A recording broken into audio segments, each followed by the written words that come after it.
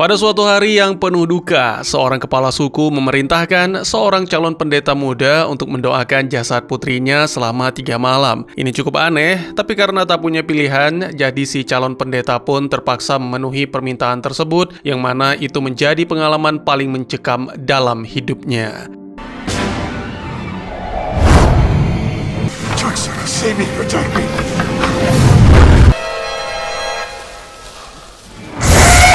Dan ya, apa yang sebenarnya terjadi?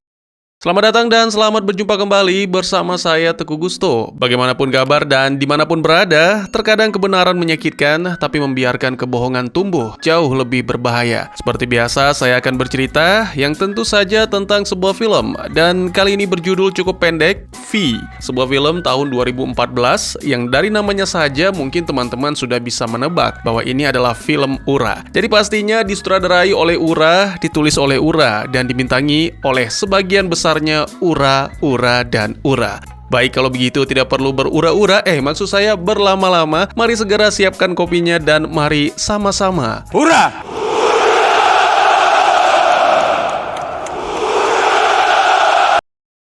Pada suatu pagi, seorang bangsawan dengan marah memergoki putrinya yang semalaman bersama dengan seorang pria yang merupakan tokoh utama kita, seorang kartografi bernama Jonathan. Si bangsawan, Lord Dudley, memerintahkan para penjaga untuk mengusir Jonathan, tapi si wanita malah membuat pengalihan, memberi waktu untuk jagoan kita melarikan diri.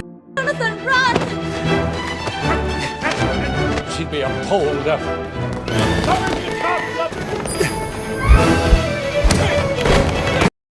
Waktu pun berlalu, Jonathan menulis surat kepada sang kekasih mengatakan bahwa diri memiliki penemuan baru yang akan membantu dalam menggambar peta dunia. Sementara itu, ditampilkan di sebuah desa, sekelompok wanita mengapungkan lilin di rawa. Salah satu wanita bernama Panochka berenang menjauh hingga akhirnya menghilang di balik rumput tinggi. Sementara yang lain mencari, sahabatnya Nastusya menemukan Panochka dalam keadaan tak sadarkan diri seperti orang yang baru habis tenggelam. Sangat mengejutkan, Panochka tiba-tiba bangun dan menarik Nastusya, membuatnya jatuh ke air. Untungnya, ia diselamatkan oleh makhluk misterius.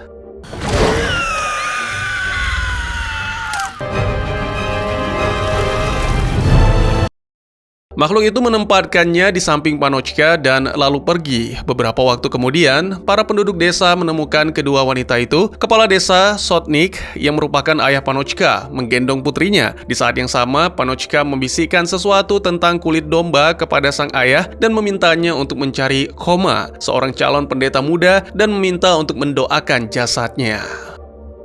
Pendeta desa, Otet Spicy, memberikan khotbah saat Sotnik kembali ke desa membawa jasad Panochka. Sementara Nastusya mengalami syok berat akibat peristiwa tersebut. Beberapa waktu kemudian, setelah meletakkan jasad Panochka di gereja, Sotnik menawarkan 1000 koin emas kepada Koma sebagai imbalan jika mau memenuhi permintaan terakhir putrinya. Koma pun menerima meski agak heran dengan permintaan itu. Kemudian untuk memastikan Koma dikurung di dalam gereja selama 3 hari 3 malam, dia mulai berdoa tetapi terganggu ketika lilin-lilin di gereja padam.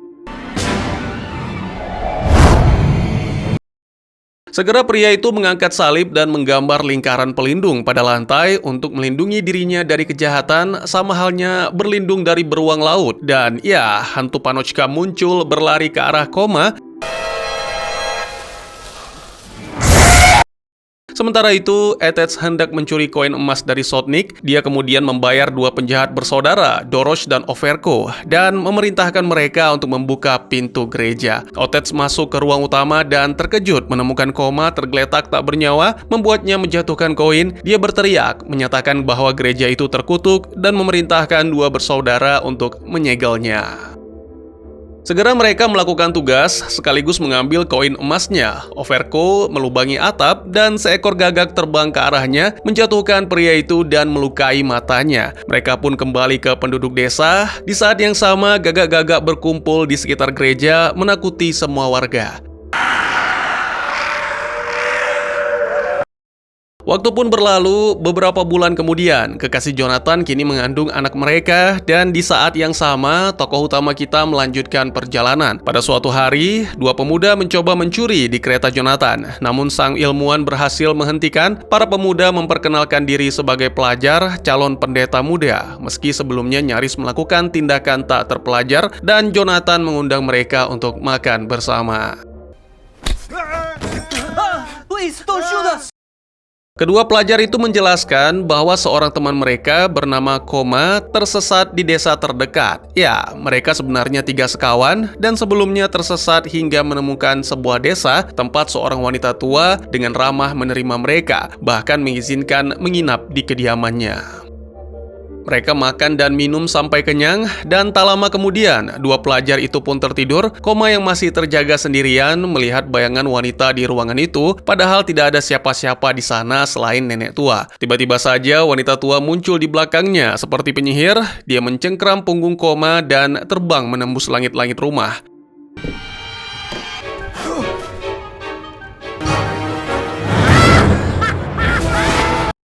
Mereka melesat ke sana kemari. Pada saat melintas di atas rawa, penyihir itu menunjukkan bahwa diri sebenarnya adalah Panochka.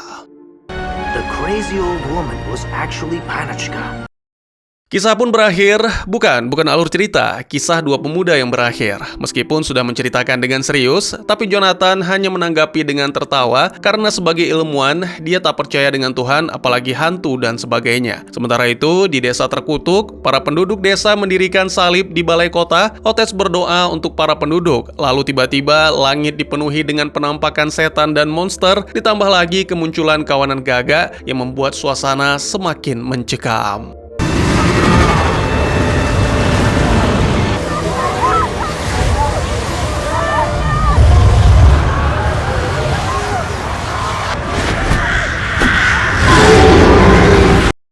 Setelah mengetahui nasib Jonathan, kedua pelajar itu pergi meninggalkan kereta. Tak lama kemudian, Jonathan keluar untuk buang air dan kabut tebal seketika muncul. Gerombolan serigala pun datang, mendekati kereta dan menyebabkan kuda berlari ketakutan. Jonathan berhasil kembali ke kereta, sementara para serigala terus memburu. Kereta akhirnya menabrak pagar masuk ke desa dengan kecepatan tinggi, lalu berhenti tiba-tiba sehingga Jonathan terlempar ke dalam lumpur.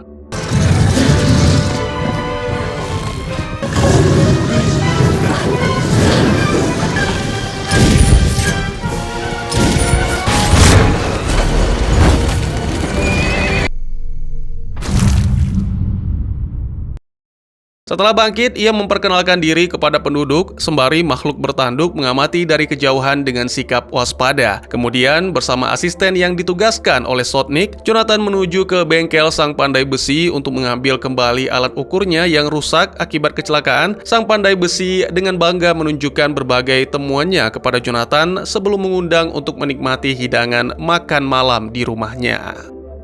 Di saat yang sama, Sotnik memanggil Otets dan memerintahkan agar menggelar pemakaman untuk Panochka karena sudah hampir setahun jasad putrinya dibiarkan begitu saja di dalam gereja. Namun sang pendeta menolak, mengatakan masih butuh waktu dan tergesa-gesa meninggalkan tempat itu. Sang kepala desa pun memanggil asisten dan secara rahasia meminta agar mendatangkan Jonathan yang kebetulan saat ini sedang mandi.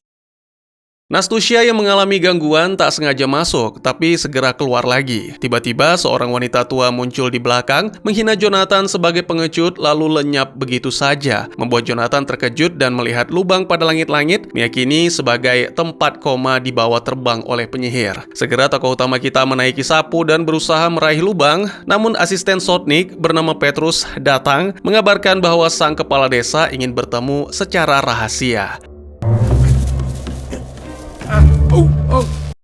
Tak lama kemudian, setibanya di kediaman Sotnik, Jonathan diminta untuk membuat sebuah peta dan menempatkan gereja di tengah-tengahnya sebagai pusat dan akan memberikan 1000 koin emas sebagai imbalan. Tapi untuk saat ini, Jonathan akan dibayar dengan 1 koin dulu sebagai bayaran di muka. Selain itu, Petrus juga akan diutus untuk menjadi pemandu sekaligus membantu Jonathan dalam menyelesaikan tugas tersebut.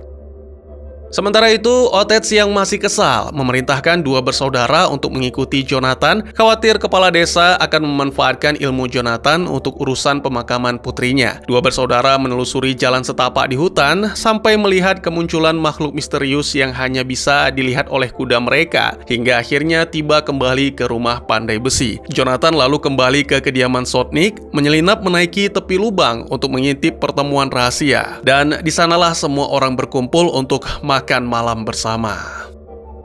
Pada momen ini, dua bersaudara menceritakan kisah tentang Koma yang pernah mereka kawal di gereja. Menurut cerita mereka, Koma terpikat oleh kecantikan Panochka hingga berusaha mendekati. Namun tiba-tiba jasad wanita itu tenggelam begitu saja. Ketika Koma menoleh, tiba-tiba Panochka berdiri di hadapan memancarkan kekuatan magis. Lalu ia mengendalikan sulur-sulur tanaman di sekitarnya untuk menjerat Koma. Dengan sigap, pria itu menggambar lingkaran pelindung menggunakan kapur sakti, dan selama ia berada di dalam lingkaran tersebut, Panochka tak mampu menyentuh sampai fajar tiba, dan ini memaksanya kembali ke peti kayu.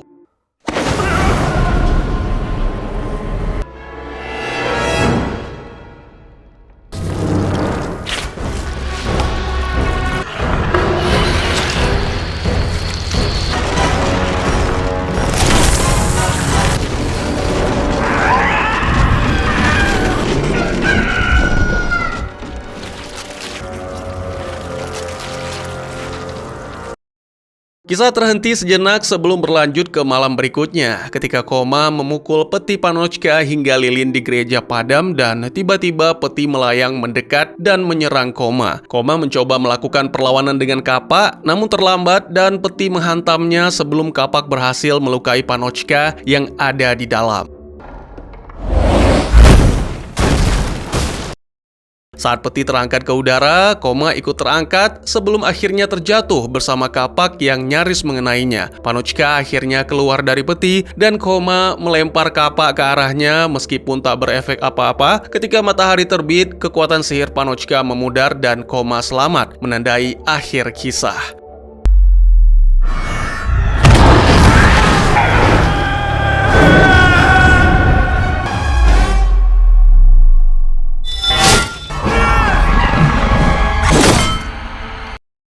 Namun, tiba-tiba Jonathan yang duduk mulai merasakan hal aneh. Makanan di depannya berubah menjadi makhluk-makhluk menjijikan, dan orang-orang di sana berubah menjadi sosok yang menyeramkan lalu mengepung Jonathan.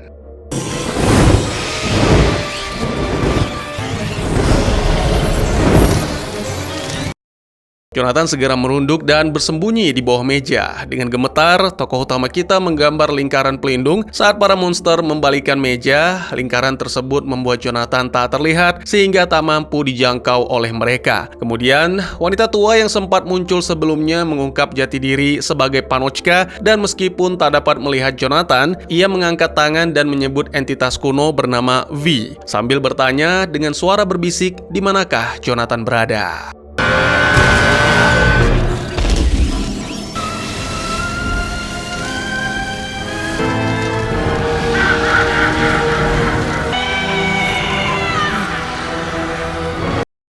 Dari lantai tiba-tiba muncul semacam api hijau dan air hitam pekat. V perlahan muncul dari kegelapan lalu membuka matanya, dan di saat itu juga makhluk itu memperlihatkan lokasi Jonathan pada Panochka. Wanita itu memeluk erat tokoh utama kita lalu membisikkan sesuatu yang penting. Dia harus menemukan seseorang yang bersembunyi di balik kulit domba.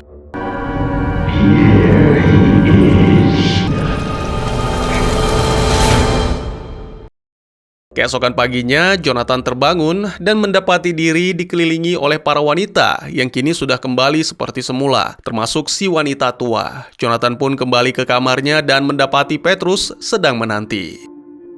Tak lama kemudian, Jonathan menuju ke gereja terlarang dan beberapa warga melihatnya sehingga langsung melaporkan kepada Oates. Demi menghindari keributan, Jonathan memanjat ke atap gereja dan meminta Petrus membawa alat-alat. Lalu dia pun mulai menggambar peta area tersebut. Di sisi lain, Dorosh datang ke gereja sambil menyalakan pipanya, lalu melihat Jonathan di atas dan mengarahkan senapan tapi mengurungkan niat, memilih pergi dan memanggil bala bantuan. Dalam kegaduhan itu, dia lupa membawa pipa rokoknya dan makhluk misterius tiba-tiba muncul lalu mengambilnya.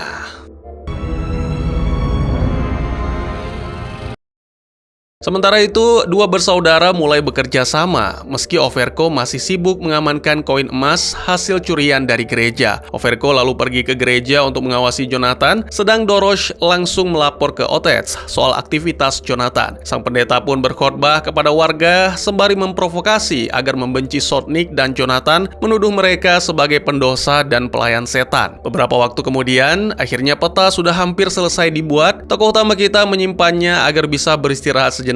Namun sangat mengejutkan. Tiba-tiba peta itu hilang. Saat mengintip melalui lubang di atap, sebuah salib besar tiba-tiba berayun ke arahnya hingga membuat Jonathan jatuh. Tapi beruntung, Petrus segera menarik tali sebelum terlambat.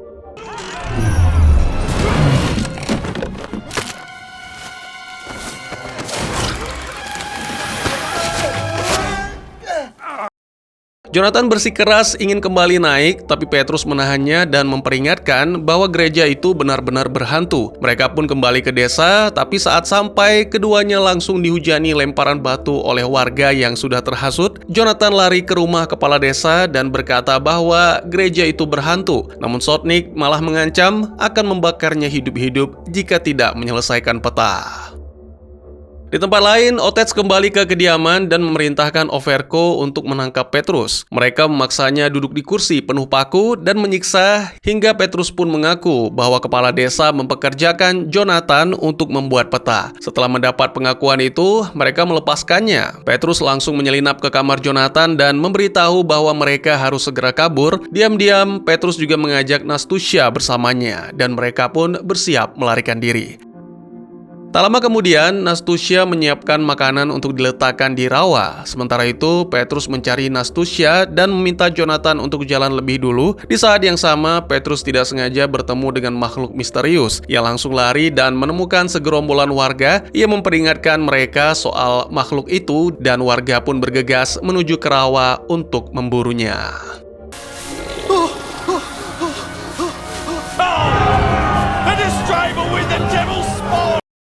Bersamaan dengan itu, Overko kembali ke tempat ia mengubur koin, namun saat digali isinya lenyap, yang ada malah pipa milik Dorosh. Ia pun menduga Dorosh yang mencurinya. Pada saat itu juga Dorosh datang bermaksud mencari koin-koin itu, dan mereka pun terlibat pertengkaran sampai akhirnya saling membunuh.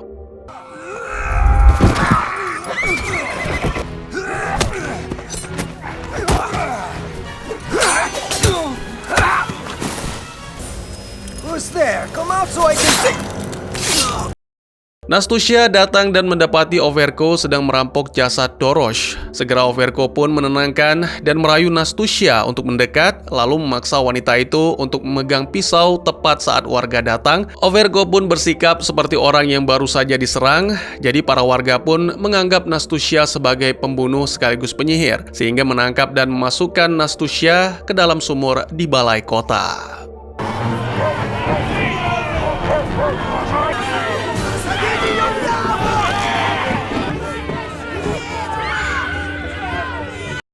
Sementara itu, Jonathan yang sedang berjalan melewati rawa tiba-tiba bertemu makhluk misterius dan langsung menikam. Sialnya, rasa panik membuat Jonathan jatuh ke rawa. Entah bagaimana, kotak petanya tiba-tiba muncul di hadapan. Tokoh utama kita pun menariknya untuk keluar dari air. Saat benar-benar sadar, setelah memeriksa, ternyata makhluk misterius hanyalah kostum yang terbuat dari kulit domba. Artinya, seseorang telah menggunakan kostum tersebut untuk melakukan sesuatu yang buruk lalu kabur. Jonathan bergegas kembali ke rumah kepala desa dan menunjukkan potongan dari kostum kulit domba itu. Kepala desa memerintahkannya untuk segera mencari tahu siapa yang mengenakan penyamaran itu. Jonathan menyanggupi, tapi meminta agar keselamatannya dijamin, serta Nastusya diselamatkan sebelum masa mengeksekusi wanita itu. Sotnik langsung pergi ke balai kota dan menyuruh penjaga untuk membebaskan Nastusya, namun mereka menolak dan tiba-tiba Overko muncul dari belakang, menyerang Sotnik hingga tewas. Otets langsung memerintahkan warga untuk menangkap Jonathan. Jonathan mencoba melawan, tapi kalah dan akhirnya dilemparkan ke dalam sumur bersama Nastusya. British citizen. Well, wench, now you Di dalam sumur, Jonathan berkata bahwa dia tahu Nastusia diam-diam telah memberi makanan kepada makhluk misterius sebagai bentuk rasa terima kasih karena makhluk itu pernah menyelamatkannya saat nyaris tenggelam. Beberapa waktu kemudian, Jonathan menguping rencana jahat Otets dan Overco yang ingin mengambil alih desa. Tak lama kemudian, seorang penjaga turun dan menyeret Nastusia keluar untuk dipermalukan di depan umum. Petrus mencoba menyelamatkan, tapi malah dikeroyok. Warga lalu menyalip Nastusia dan membawanya ke rawa.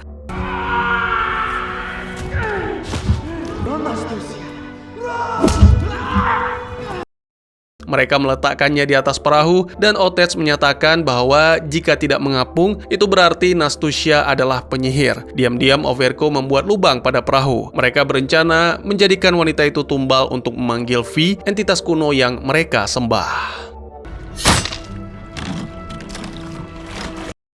Di saat yang sama, seorang warga diam-diam bertukar dengan seorang penjaga yang mengawasi Jonathan, mengatakan bahwa terjadi kerusuhan di tepi rawa akibat Nastusia berubah menjadi penyihir. Padahal sebenarnya, ia hanya ingin bertukar jaga agar bisa membebaskan Jonathan. Setelah dibebaskan, Jonathan sebenarnya bisa saja kabur, tapi ia melihat Petrus yang hendak mengakhiri segalanya karena merasa bersalah tak mampu menyelamatkan Nastusia. Jonathan menyelamatkan Petrus dan meyakinkan bahwa masih ada harapan. Ia menyuruh Petrus memakai kostum kulit domba dan memancing warga ke gereja. Petrus pun segera melakukan tugas itu yang ternyata bisa dibilang berhasil. Kini seluruh warga meninggalkan ritual Nastusia demi mengejar makhluk misterius yang selama ini dianggap mengutuk desa.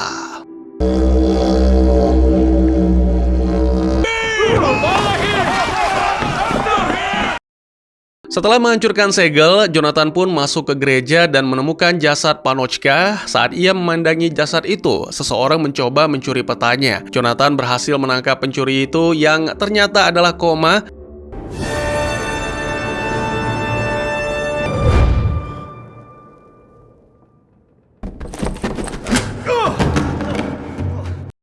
Tokoh utama kita menyimpulkan bahwa Komalah yang sebelumnya mengayunkan salib padanya sehingga jatuh dari atap gereja. Lebih lanjut, ia menduga bahwa Koma mencintai Panochka dan menjadi pelaku yang menghancurkan hidup wanita itu lalu meninggalkan jasadnya di tepi rawa. Kata-kata terakhir Panochka pun sepertinya ditujukan pada Koma, pria yang mengenakan kulit domba.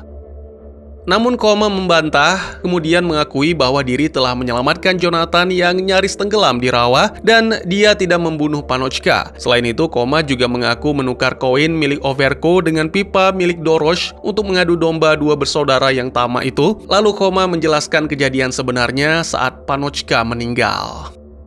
Jadi ceritanya mereka bertemu di rawa, tapi tiba-tiba seseorang yang mengenakan kostum kulit domba muncul dari belakang dan menyerang Koma. Saat dia sadar, Panochka sudah tergeletak dalam keadaan sekarat di air. Lalu Nastusia datang dan melihat Panochka. Kemudian Panochka bangkit dan menarik Nastusia hingga tercebur. Koma menyelamatkan Nastusia sambil menyembunyikan identitasnya di balik kostum kulit domba yang kebetulan ditinggalkan begitu saja. Itulah alasannya Nastusia memberi makan si monster misterius sebagai tanda terima kasih karena telah menyelamatkan. Saat Koma hendak melanjutkan penjelasan bahwa Otets lah yang seharusnya diwaspadai, sang pendeta tiba-tiba datang dan menghantam kepala Jonathan sama seperti yang dulu dialami Koma.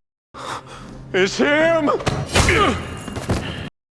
Koma kemudian lari dan bersembunyi dalam peti milik Panochka. Dalam amarahnya, pendeta mengungkapkan bahwa Panochka dulu sempat mencoba menggodanya hingga tak mampu menahan nafsu dan akhirnya menjahati wanita itu lalu menghabisinya.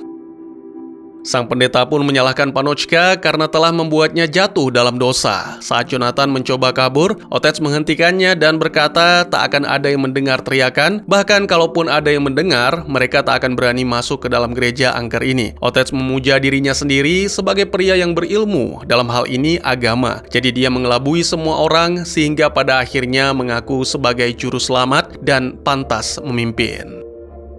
Dari pengakuan itu terbukti bahwa ia hanyalah pria tamak yang haus kekuasaan. Sialnya bagi Otets, para warga ternyata sudah tiba di depan gereja dan mendengar semua pengakuan tersebut. Sebelum dihabisi, Otets menyarankan agar Jonathan berdoa, lalu sang pendeta pun siap mengangkat kapak. Namun, tiba-tiba salib besar jatuh di dekat Otets, membuatnya terperosok ke dalam lubang. Jonathan terdiam, lalu bersyukur atas keajaiban yang baru saja terjadi dan kini dia mulai mempercayai Tuhan.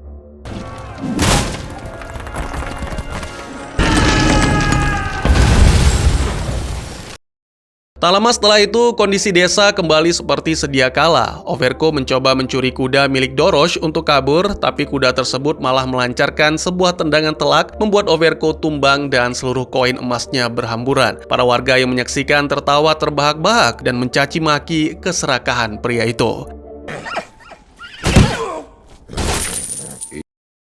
Film pun ditutup dengan menampilkan Petrus dan Nastusya akhirnya bersatu kembali sebagai pasangan yang berbahagia setelah sebelumnya keajaiban juga membuat Nastusya selamat dari maut. Perahunya memang tenggelam, tapi salib tempat ia diikatkan mengapung ke permukaan. Sementara Sotnik dan putrinya dimakamkan dan diberi penghormatan terakhir. Hari-hari berlalu dan Jonathan semakin akrab dengan penduduk. Dia bahkan menciptakan alat pemutar gambar bersama si pandai besi sebagai hiburan untuk anak-anak. Karena tokoh utama kita adalah petualang, jadi tiba juga waktunya untuk berpisah. Jonathan meninggalkan desa untuk melanjutkan misi menggambar peta dunia, dan kali ini tujuannya adalah ke Asia. Lalu ditampilkan juga Lord Dudley akhirnya membaca surat-surat Jonathan yang selama ini ia sembunyikan. Melalui surat-surat itulah ia menyadari bahwa selama ini ia salah menilai Jonathan. Bangsawan itu pun bertekad untuk menerbitkan kisah-kisah luar biasa Jonathan. Dia mulai membacakan surat-surat itu kepada cucunya yang merupakan anak Jonathan, berharap suatu hari nanti sang cucu akan mengerti betapa luar biasa sosok ayahnya. Terakhir, ditampilkan Ottets yang ternyata masih hidup dan kini sedang mempertanggungjawabkan perbuatannya di hadapan V. Dan tamat. Kalau bicara soal kisah seram tentang sihir dan perjanjian dengan iblis, wilayah Rusia dan negara-negara sekitarnya seperti Ukraina dan Belarus tak bisa dilewatkan begitu saja. Mitos-mitos Slavia kuno yang menyelimuti daerah-daerah ini penuh dengan cerita tentang arwah gentayangan, makhluk hutan yang menyeramkan, dan penyihir pemakan manusia. Meskipun tak banyak dikenal di dunia barat. Nah, berhubung karena saya makhluk gua, tapi terbuka dengan berbagai budaya, saya ingin menjelaskan dengan menyoroti salah satu kisah penyihir paling menakutkan dari Rusia yang sempat diangkat jadi film luar biasa. Jadi, V adalah sebuah cerita pendek yang ditulis pada awal abad ke-19 oleh penulis terkenal asal Rusia Nikolai Gogol, atau kurang lebih begitulah yang bisa saya sebutkan dalam bahasa kita. Cerita ini konon diangkat dari legenda dan cerita rakyat Ukraina dan digadang-gadang sebagai kisah nyata. Kata V sendiri berasal dari bahasa Ukraina kuno yang berarti roh jahat. Kisah ini pertama kali dimuat dalam kumpulan cerita Gogol berjudul Mirgorod dan langsung menjadi yang paling menonjol di antara cerita-cerita lainnya. Secara garis besar, cerita aslinya berkisar pada seorang murid sekolah agama yang ditawari bayaran besar untuk membacakan doa bagi jenazah seorang gadis yang diduga sebagai penyihir. Ia harus melakukannya selama 3 malam berturut-turut hingga fajar menyingsing. Selama proses itu, ia dihantui oleh arwah si gadis serta makhluk-makhluk jahat yang dipanggilnya, termasuk sesosok iblis mengerikan bernama V yang menjadi pusat teror. Tapi dalam film yang saya ceritakan, kisah koma hanya sedikit yang diceritakan karena adaptasi ini berfokus pada jagoan kita, Jonathan. Untuk film ini sendiri, saya pikir pada dasarnya mengandung makna yang dalam mengenai konflik abadi antara kebenaran dan tipu daya, serta pertemuan antara ilmu pengetahuan dan tahayul. Melalui karakter Jonathan, kita diajak menyaksikan bagaimana pencarian akan kebenaran menuntut keberanian, keteguhan hati, dan kesiapan untuk menghadapi hal-hal yang tak masuk akal. Meskipun awalnya Jonathan tidak percaya pada Tuhan ataupun hantu, namun pengalaman mengerikan yang ia alami di sebuah desa terkutuk mengubah pandangannya secara perlahan. Dari situlah ia menyadari bahwa dunia tidak hanya tersusun atas apa yang bisa diukur dan dijelaskan, melainkan juga kekuatan tak terlihat yang menyimpan kebenaran tersembunyi. Dalam perjalanannya, Jonathan harus menghadapi berbagai rintangan, mulai dari serangan makhluk goib, konspirasi kekuasaan, hingga fitnah kejam yang menimpa orang-orang tak bersalah. Di tengah situasi yang penuh tekanan, film ini mengajarkan bahwa kebenaran memang menyakitkan, tetapi membiarkan kebohongan terus tumbuh jauh lebih berbahaya. Hal ini tercermin dalam sosok pendeta Ottets yang tampaknya suci, namun sesungguhnya hanyalah pria rakus yang menggunakan agama sebagai alat manipulasi demi meraih kekuasaan. Ia menyesatkan warga desa, menindas yang lemah, bahkan tidak ragu mengorbankan nyawa seseorang demi mempertahankan kedudukannya. Dari pengakuan akhir yang terdengar oleh semua warga, tersingkap bahwa kejahatan yang ditutupi oleh simbol suci pada akhirnya tak dapat bertahan di hadapan kebenaran. Lebih lanjut, film ini juga menyuguhkan pelajaran berharga tentang kesetiaan dan pengorbanan. Petrus dan Nastusya adalah contoh bagaimana kasih sayang, keberanian, dan kejujuran dapat melawan fitnah dan kebencian. Nastusya bahkan difitnah sebagai penyihir dan hampir dijadikan tumbal, padahal sebelumnya ia hanya menunjukkan rasa terima kasih kepada sosok misterius yang pernah menyelamatkannya. Di sisi lain, tokoh seperti Overko dan Dorosh mencerminkan bagaimana ketamakan dapat menghancurkan sesama dan akhirnya menghancurkan diri sendiri. Tindakan kejam yang mereka lakukan demi emas pada akhirnya berubah petaka, memperlihatkan bahwa keserakahan selalu membawa kehancuran. Selain itu, kisah ini juga menegaskan bahwa tindakan kebaikan yang tulus, sekecil apapun, akan meninggalkan jejak yang besar. Nastusya yang pernah diselamatkan oleh makhluk misterius, tanpa sadar menjadi bagian dari rantai peristiwa yang membongkar rahasia kelam desa tersebut. Bahkan keberadaan makhluk yang selama ini dianggap sebagai kutukan, ternyata hanya hasil penyamaran manusia yang memanfaatkan kostum untuk menciptakan teror. Hal ini menunjukkan bahwa ketakutan masyarakat kadang berasal bukan dari kekuatan gaib, tetapi dari niat jahat manusia sendiri yang bersembunyi di balik topeng. Pada akhirnya, pesan moral dari film ini sangat kuat, mengajarkan bahwa kebenaran memang bisa tertutup oleh dusta dan simbol-simbol suci, tetapi dengan keteguhan, keberanian, dan niat baik, kebohongan akan terungkap. Kekuasaan tanpa hati nurani pasti membawa kehancuran, dan orang-orang memanfaatkan kepercayaan untuk menindas, akhirnya akan menuai akibat dari perbuatannya. Kisah ini juga menjadi pengingat untuk tidak mudah menilai seseorang dari masa lalu atau penampilannya, sebagaimana Lord Dudley yang baru menyadari kebaikan Jonathan setelah membaca surat-suratnya yang selama ini disembunyikan. Melalui tokoh Jonathan, penonton diajak untuk memahami bahwa meskipun gelap dan penuh teror, dunia ini tetap menyimpan harapan selama masih ada orang yang berani menyalakan cahaya. Bagaimana menurut kalian? Mungkin segitu saja teman-teman, terima kasih buat yang sudah menyaksikan. Silahkan memberikan komentar, bertanya, ataupun merequest kira-kira film apa yang menarik untuk dibahas. Bisa lewat kolom komentar, atau buat yang malu-malu bisa via DM ke Instagram saya di @tegugusto. Insya Allah pasti akan dibaca. Mari kita jadikan kolom komentar sebagai sarana penambah wawasan dan menciptakan jalinan persaudaraan, bukan malah menjadikannya sebagai tempat pembulian sehingga menciptakan permusuhan. Jangan lupa untuk dukung terus channel ini dengan cara share, like, dan subscribe, karena dukungan dari kalian sangat berharga bagi saya demi perkembangan channel ini. Saya Gusto, sampai jumpa di video selanjutnya. Tetap semangat, tetap bersyukur setiap hari. Dadah!